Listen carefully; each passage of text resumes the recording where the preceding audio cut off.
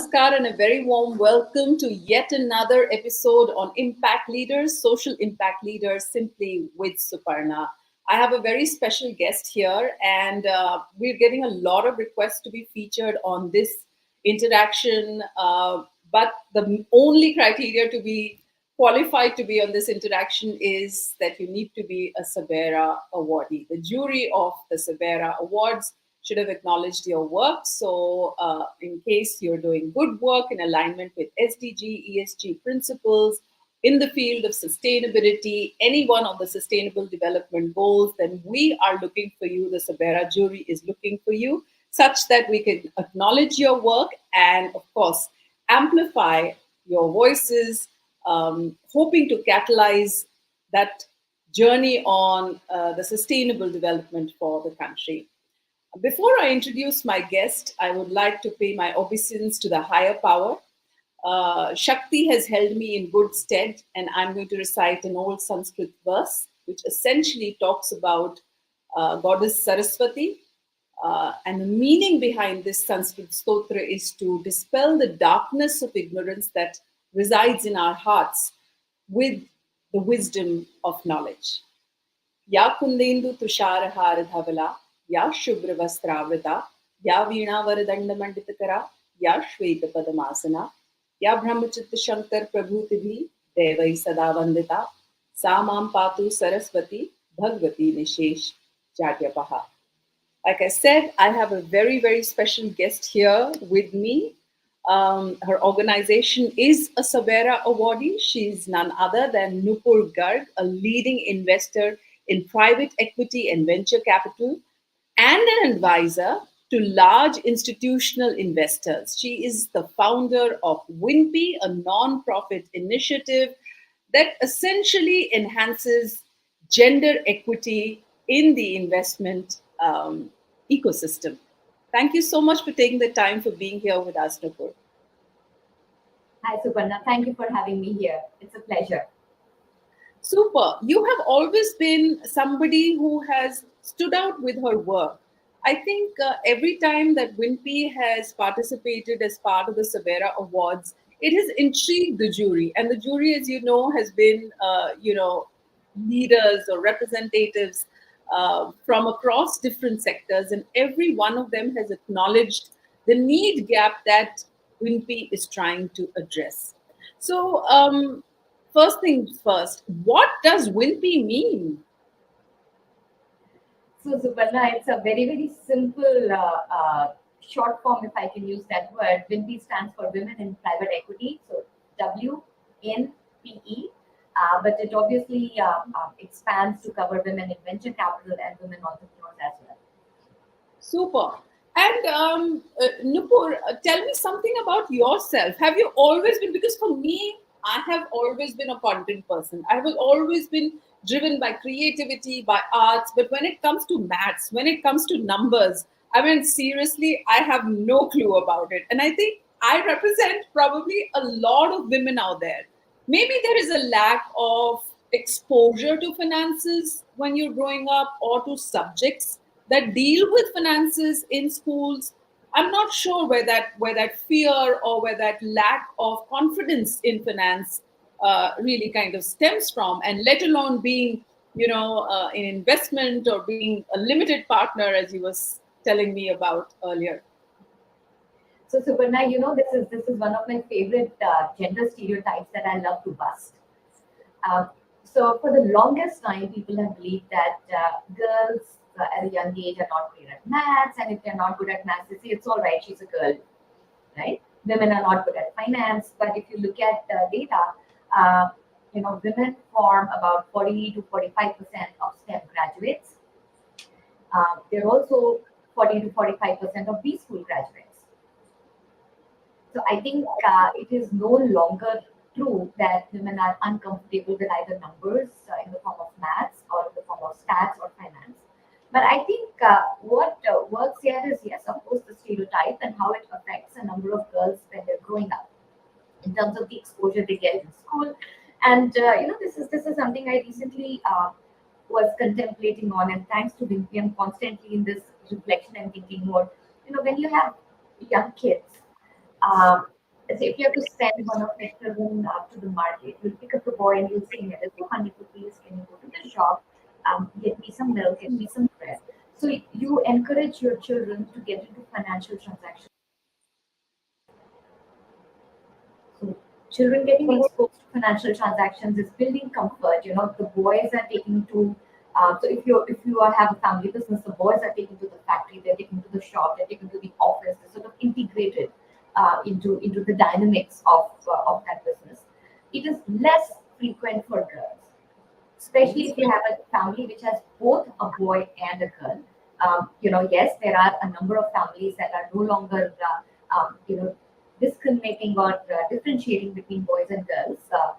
But by and large, the exposure to finance as a way of life, the exposure to financial transactions as an integral part of life, I think are limited for girls. You know, girls are sort of more of uh, let's clean up the house, let's put some flowers, let's cook in the kitchen, let's look after people, and boys are more like go to the market, uh, do this, bring that, buy this.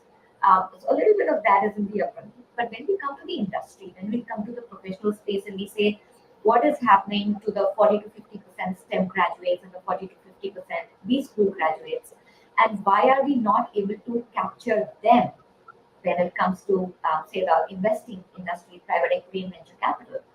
A lot of that, is almost like a cyclical phenomena that's been happening. So, investing, private equity, venture capital, sort of old family money roots, Caucasian roots. A lot of that was male, right? Old family money, you give it to a trusted advisor who's going to manage it for you. It's predominantly male. And then when you fast forward to today, you look at research, 75% of investors hired through networks. And the affinity bias, which says I like people, I prefer people who think like me, who look like me, who have a similar background like me, influences 80% of recruitment decisions. So then you pick up an industry which is predominantly male, and it is today 90 plus percent male in decision making roles, right? So if you then extrapolate the percentages and say 75% of these people are going to hire only from their networks, then networks are going to be obviously people that they get along with, they interact with, they socialize with, um, and it is a safe assumption that they would be predominantly male as well. And then the fact that recruitment decisions will get influenced by affinity bias. So again, recruitment would be male as well. So you put it all together, and it creates a cycle that keeps on compounding and keeps on reinforcing the fact that it is heavily male dominated. On the other side, I think when it comes to young women, a bit on the upbringing again, young women are discouraged from quote unquote hanging out and socializing and going out for drinks. Over a period of time, the term networking takes on a negative connotation. Right? Networking seems like you need to go out for drinks, you need to be out late, it's after hours. There are young women who've spoken to me. So, in the course of WinPe, I speak to a lot of young women. So, young women who sort of said, you know what, I never drink when I'm out in a business setting because people might assume that I'm sort of loose and available. So, that stigma still continues to exist in many parts of the society. So, women withdraw from networking. And Yeah, I think again, that's a very, very potent, point that you put across, because I've had very senior women who have been, in senior roles, CXO roles in corporate settings, and obviously in cosmopolitan cities like Delhi, Mumbai, Bangalore. A lot of them have, that added responsibility of taking care of the house. And so for them, and I can come from my own experience. I have been a single mother. I worked in a private FM radio station in Radio City when it was launched in Delhi. And while I'm not saying that I didn't party or anything, but that was not my primary, go to through the week. I mean, I had my daughter who I had to come back to. I had to ensure, pick her up either from our parents' house or, however way I'm coordinating, so I'm responsible for her. Who's going to be taking care of her? She can't be left alone. I need to take care of her dinner. I need to take care of her playtime, etc., etc., etc. While that can be outsourced to help, etc., but I, as a mother, wanted to be a part of her life while she was growing up, and that is a compromise that I didn't want to make. So while I'm working and I need to bring bread to the table, I knew by 6 o'clock I need to be out of those premises. I have other responsibilities that I need to take off. And that, in a way, while it wasn't said out loud, but somewhere or the other, there is an underlying tone of, oh, she will need to leave at 6. Or some other woman who is there, who's part of this. And even though I know the work that can be done in the morning, if I can come in at 9 o'clock or 10 o'clock or whatever time I'm coming, it's not that. It's just that it cuts down on the water cooler conversations. It cuts down on, like you said, your networking time in going out and meeting up with people, etc. And there is a kind of a backslapping boys club that exists. Now, this is something that I'm talking about almost a decade and a half back.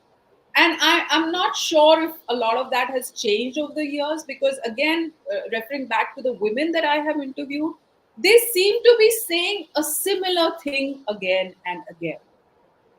What has your experience been?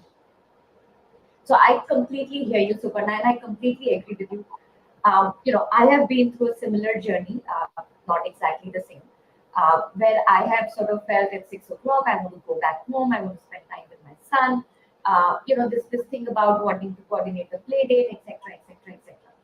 What I have, learned and understood in the 4 years that I've been with WinPe, and I keep bringing this up because through WinPe I've spoken to a lot, hundreds of women, a lot of women, senior women and younger women. Couple of things that I have realized. And in retrospect, it seems I did do a few of those things without consciously realizing them. Networking need not be after hours. Right? It's not difficult to meet people over lunch, meet them over tea. It need not necessarily be accompanied by alcohol. And I've seen a lot of senior women come back with it saying, "Listen, it's okay to network during work hours," and people are open to it. But the judgment and the perception that, oh, she needs to leave at 6, so she's got other stuff going on, that doesn't necessarily leave women alone. Even today, women are subject to locker room conversations.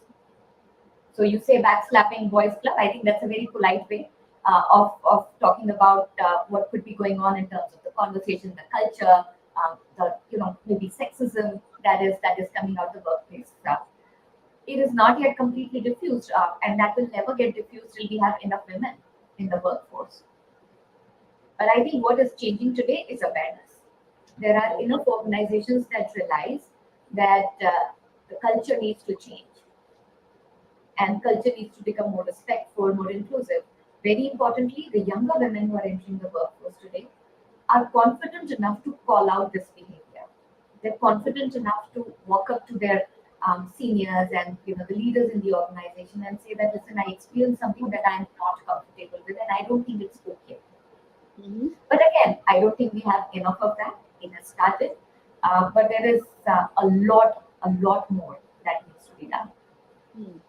Well, I hear you, Nupur, and while I'm appreciative of the youngers going up to their managers and calling out what is not right, on the other hand, without naming a few people, because these are some conversations that I've had personally on a one-on-one basis, there are male managers who are actually shying away from hiring women, for the very same reason, because they say that we don't want drama in our this thing. I'm saying this to you face up front, and is a good friend of mine, and seems to be a very well brought up person, and believes in equity and all of that. But he says, when there is drama, when there are accusations, etc., etc., I am not comfortable with that, and I don't want to be caught in the warp of all of that. So do you think somewhere or the other this is also being misused by women?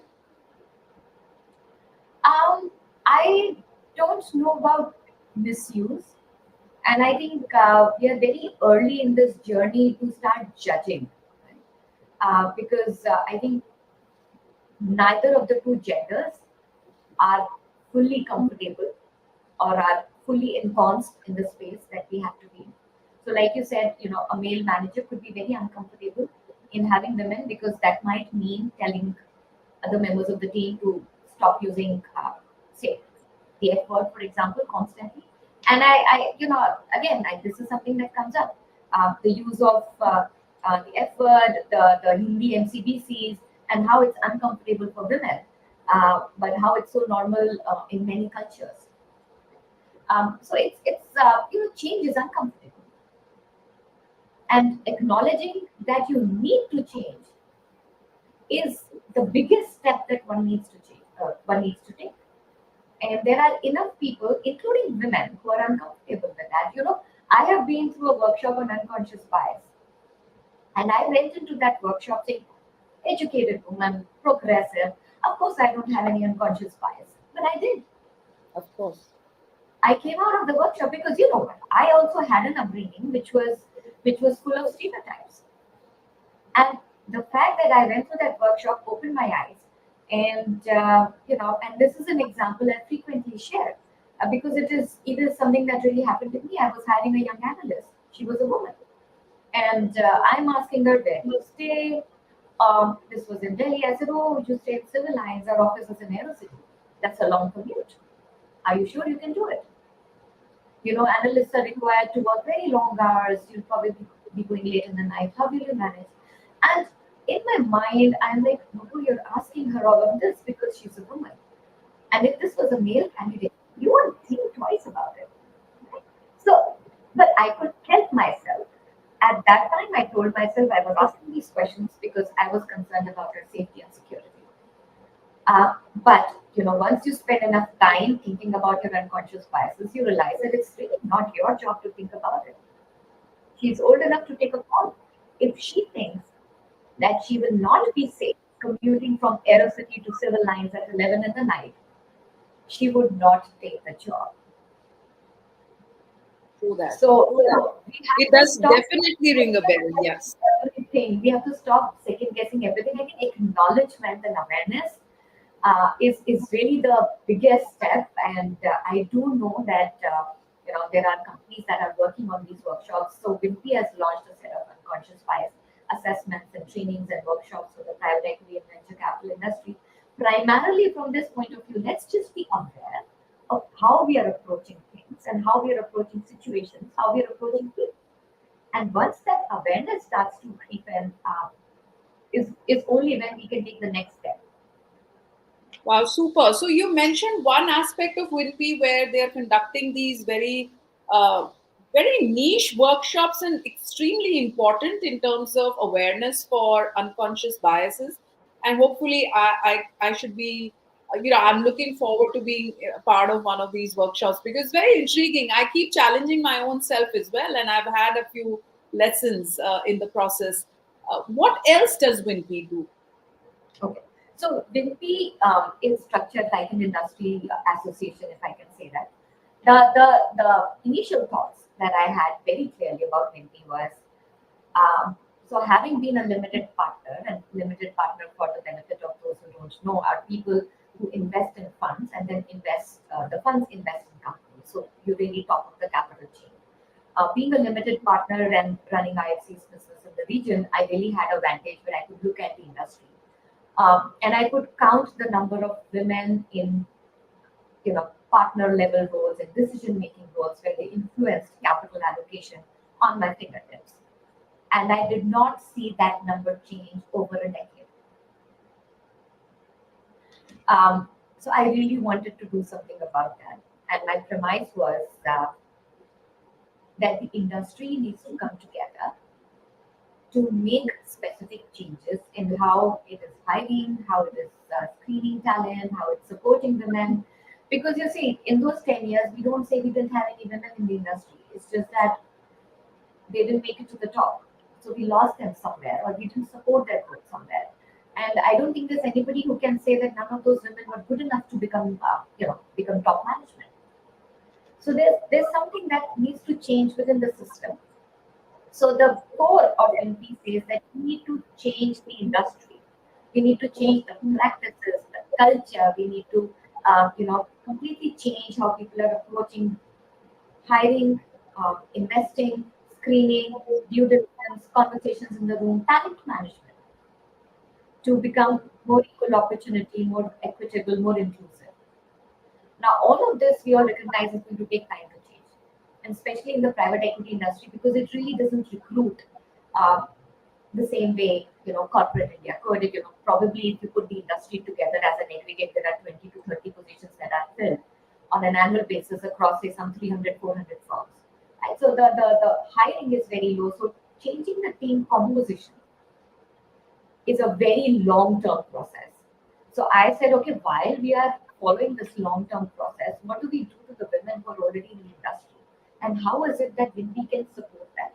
So WinPe has a 1:1 mentorship program, a 12-month program that is managed by Russell Reynolds. We do a lot of evening mixers that combine workshops and panel discussions and roundtables with networking. Very cohesive, very curated, only for women who are either investors or entrepreneurs, so that the conversation continues to be very, very relevant and very, very focused. A lot of work on bringing women together with role models, creating access to senior leaders just to learn from their journeys.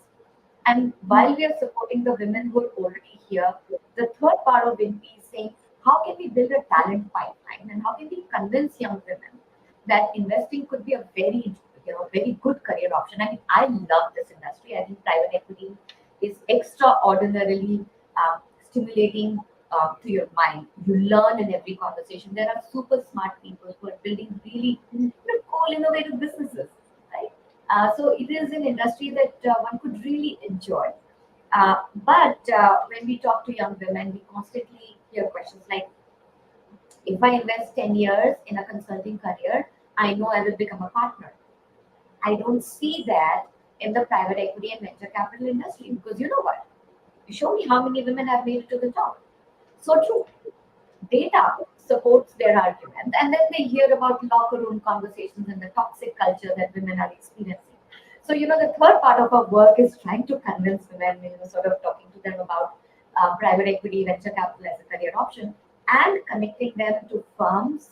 So, WinPe works with 30 odd firms, and connecting them and making these young women aware that there is a very large part of the industry that is very, very conscious of the need for diversity, not because diversity is a check in the box, but because diverse perspectives truly make good decision making. Yeah. I hear you, Amin, and that is something extremely important that I think we need to recognize that it's not just ticking the box, but it actually adds value. It adds value in, if the simplest form, in adding a perspective to the whole thing. And I'm I'm a strong believer in the fact that every individual brings a uniqueness to the table. We don't need to make them from a same cookie cutter, that if a man can do this, if a woman can do this, then a man can do this, or a woman can do this. Everyone brings their own special things to the table, and all of them should be equally given weightage. I mean, that's how men and women have been created, I guess. um, um, but looping back into our conversation of you know the environment within the industry to be conducive to actually not have conversations which are derogatory to women, even if in the slightest way, or accommodating a woman's need to take care of her family or of her children. um, why do we need to it's a very complex kind of a thing. While when you were mentioning that you were hiring that girl, and there were a lot of things in your mind saying in terms of her safety and security, and similarly I think with women, with them having that nurturing attitude towards their family and wanting to give more to their family, how do we make this possible? So, I think for starters, we have to create a culture where we say that looking after the family, whether it's parents or kids, it's not necessarily just a woman's responsibility. And yes, this is a conversation that one needs to have in the society. So there are socio-economic characters at play and factors at play here. But at WinPe, we say let's influence the ecosystem that we are working within. So what can the industry do, right? So what can the industry do? For starters, we are saying talk about parental benefits. Sorry, what's that again? Because parental benefits. So Okay. instead of maternity benefits, you call them parental benefits. Instead of maternity leave, introduce parental leave. Encourage both men and women, right, to take advantage of these benefits. And what it starts to create at the workforce is, I don't know if perception is the right word here, but I think it really applies, is the perception that women need special treatment. You hire a woman, she will take maternity leave. You hire a woman, she will give flex hours. Then make it available to both men and women. And I know enough senior men, partners at really, the top two large law firms who've taken 6 months paternity leave because their firms allowed for parental benefits. And this one partner is a good friend of mine. He chose to take those 6 months so that his wife could go back as soon as she was able to because she wanted to. So what that allowed them to do as a couple was balance their careers while not compromising on the parental care they wanted to provide for their child. But that is really for the organization to make available as an option. Right. So my husband, he was the group CFO at a very large global company. And when he joined that company, I was in a job that required me to travel a lot. They had a crash. So he said, all right, I'm going to take our son to the crash. And it turned out the crash was available only for the women. So he had to push and say, why is this facility not available for the men? Because unless we at the workplace encourage the men to take more of the family and the personal responsibility, how do we expect women to be able to find the balance that we want them to find? So a lot of this, I think, it's the same people who make up the society and the workplace. Yeah. We talk about changing the society, but if we can just change the workplace, that is another way of changing the society, because these are the same men who are going to go back home and hopefully just do things differently. Yeah, in fact, I think everybody needs to take the workshop with WinPe on unconscious biases, because we tend to accept things the way they are without questioning, and there have been moments within my own life as well where, like you mentioned, that I thought that I am upwardly mobile, brought up in a cosmopolitan city, and I wouldn't have those, but it's quite how deeply embedded these things are. And this beautiful example that you gave of the crash, I think that's also like a eye opener to us. Thank you so much, Nupur, for taking the time. Keep doing the good work that you're doing. As a final wrap up to our interaction, I would love for you to share how is it that women can get associated with WinPe, whether it be through the networking platforms that you have, or whatever other avenues that WinPe offers. Absolutely, Suparna. So women don't need to do anything to join WinPe except to, either send us their coordinates through the Connect tab on our website or register for any of our events. All our events are free for women.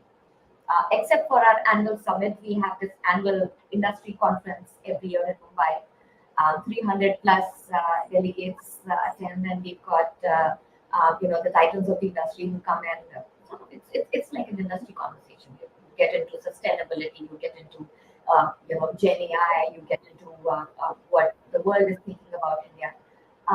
So that's the only paid conference we have. But everything else that WinPe does is free of cost for women. All they need to do is just make sure we get their information, right? Their email ID and their WhatsApp numbers, so that we can keep sharing updates about our initiatives and all our programs. And everybody is welcome to join WinPe. It's for the benefit of women.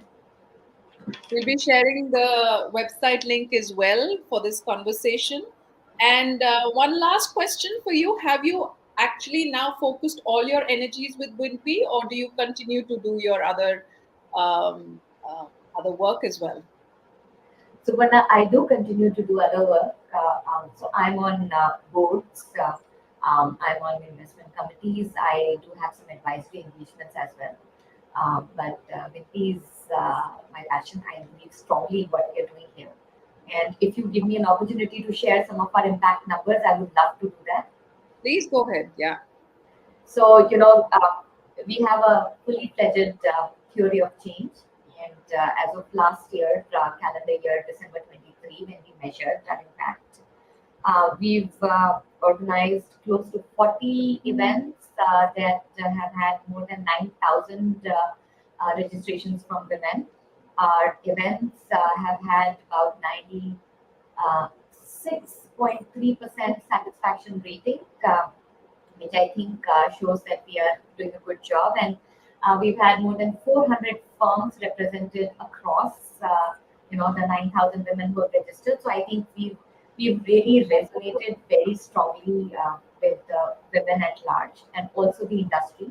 In terms of the work that we do with our member firms, 74% of our members, so we set annual KPIs for our member firms, and 74% of our members are reporting progress on those KPIs. When we come to our mentorship program, which I think has become one of the most sort of sought after offerings from WinPe after the annual summit, we've had more than three-fourths of our mentees see very specific and tangible career growth. So either promotion, or if they were an entrepreneur, then valuation increases, or if they were fund managers and fundraising traction within 18 months of being into that mentorship program. So very excited with all the change and all the positive impact that WinPe is being able to create.